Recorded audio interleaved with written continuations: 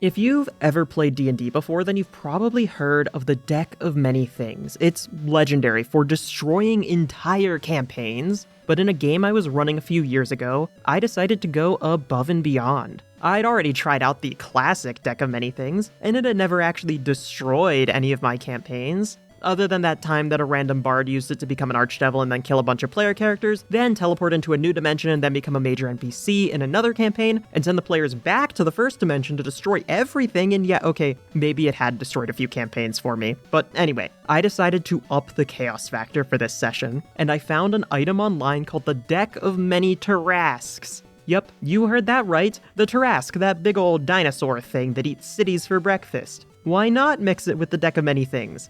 However, even before the party found the Deck of Many Tarrasques, the session was already pretty chaotic, so let's jump to when this whole story started. Just like the previous adventure, the quest began with one of the richest people in town looking to hire some adventurers. Good evening, adventurers. My name is Ralnor Elefir, and since you completed the last task sufficiently, I've decided to request your help once more. The pay is triple the last job, but it's quite a bit more difficult.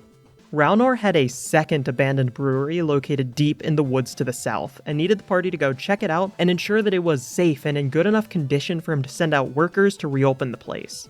Our party ended up being made of 4 player characters.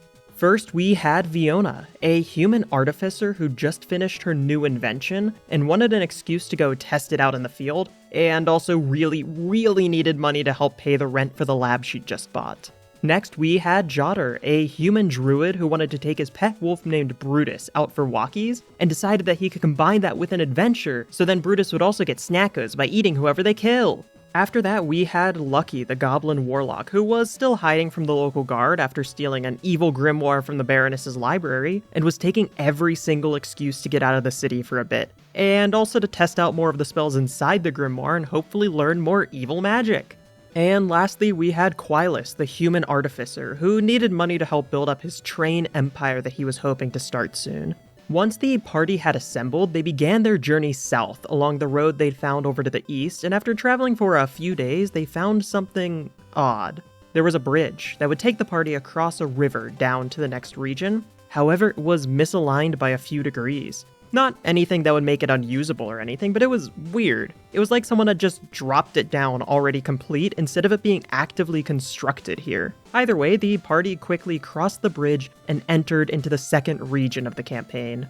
It was a large forest, similar to the starting area, however everything was a little bit weird. The air smelled like cinnamon, the grass was a bright blue, the leaves on the trees were pink, and the water was a vibrant orange color. Now you might be thinking, that's pretty weird, I wonder why it's like that, and that's a really good question, but that's not going to get covered in this episode, because instead of investigating further, the party continued venturing forth towards where the brewery was supposed to be.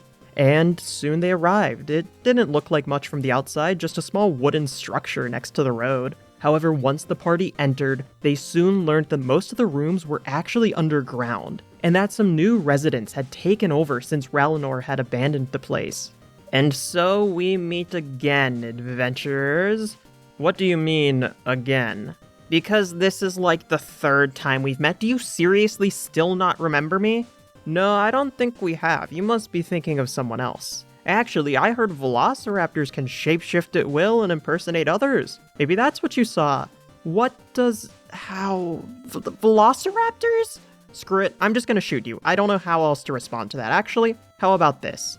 Give me all your stuff, and I'll let you all live. You're one person against an entire party of adventurers. Do you really think you should be giving orders? Alright, you got me. I'm not alone. Red Hat bandits, to arms! The leader of the Red Hats fired his crossbow at the party and scurried backwards through the halls of the brewery, and without further thought, the party chased after him. However, that's when things started to go south for them. You see, the Red Hat bandits hadn't just taken over the brewery, they'd also filled it to the brim with traps. And now the party was sprinting head first into all of them.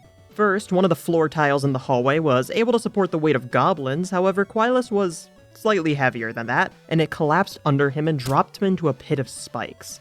Oh, that's great. But don't worry, it gets even better because the spikes were also all covered in a foul-smelling brown poison, so he was taking necrotic damage in addition to piercing damage.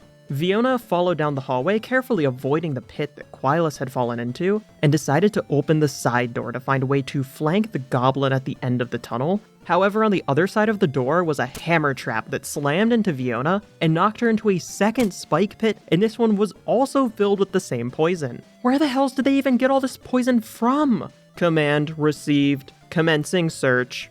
Fiona's steel defender promptly turned around and began confidently walking through the dungeon on its own, away from Fiona and Quilus. Lucky and Jodder followed behind the steel defender, and now that the party was split up, things took a turn for the worse. Fiona and Quilus continued to chase after the leader of the Red Hat Bandits, running into trap after trap, slowly whittling away both their health and their sanity, until finally they managed to catch up to him.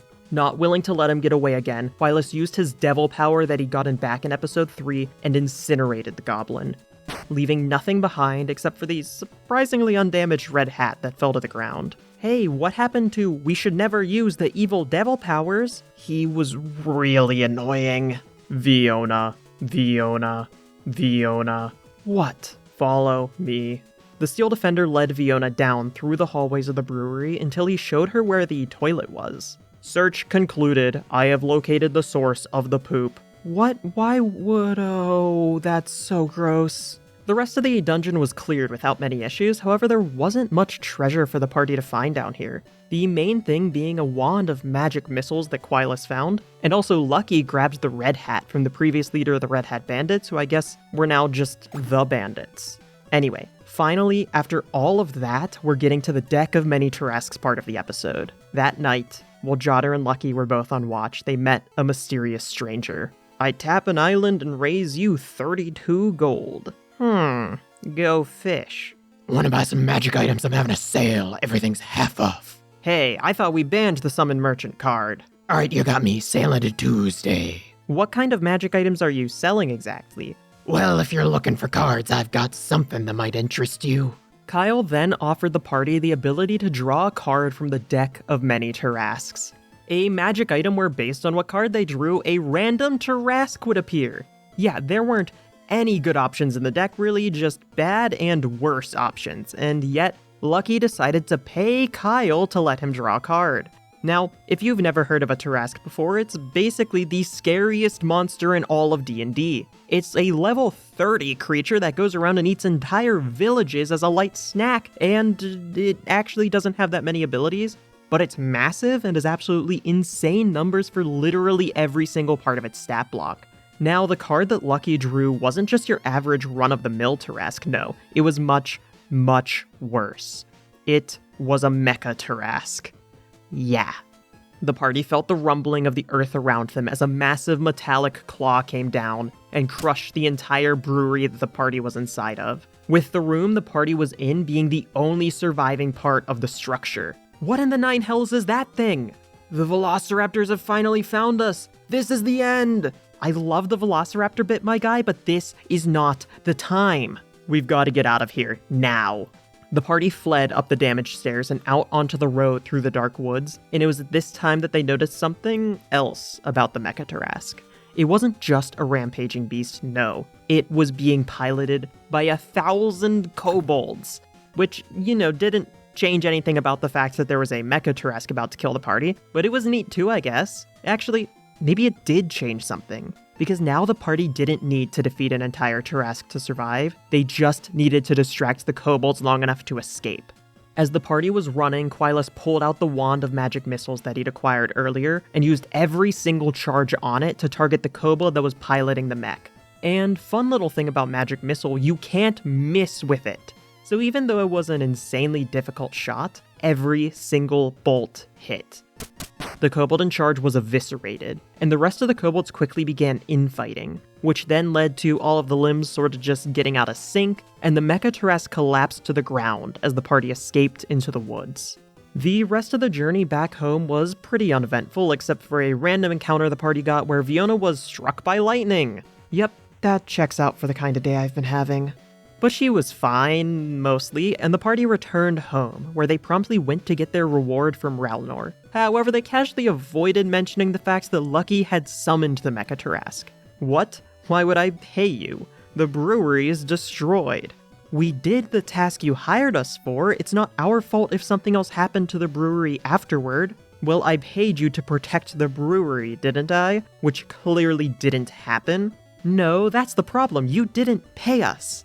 The conversation continued escalating from there and ended with Ralnor drawing a cane sword and stabbing Viona with it. She ended up surviving, however the business relationship did not. After all of that was over, Quilus went to the Baroness to warn her about the Mecha Tarrasque. However, once again she blatantly rejected anything Quilus said and made a new public decree, stating that the adventurers were lying about pretty much everything and that the official statement is that all is well in Eserith. However, as chaotic as the Deck of Many Tarrasques had been, that was nothing compared to the new threats on the horizon for Eserith. However, that's gonna have to wait until next episode, so don't forget to subscribe so you don't miss that when it gets uploaded. Also, I have a Patreon if you want to help support the channel. You get access to a few short horror stories I've written, and new ones are occasionally posted every once in a while. Either way, I'll see you in the next video.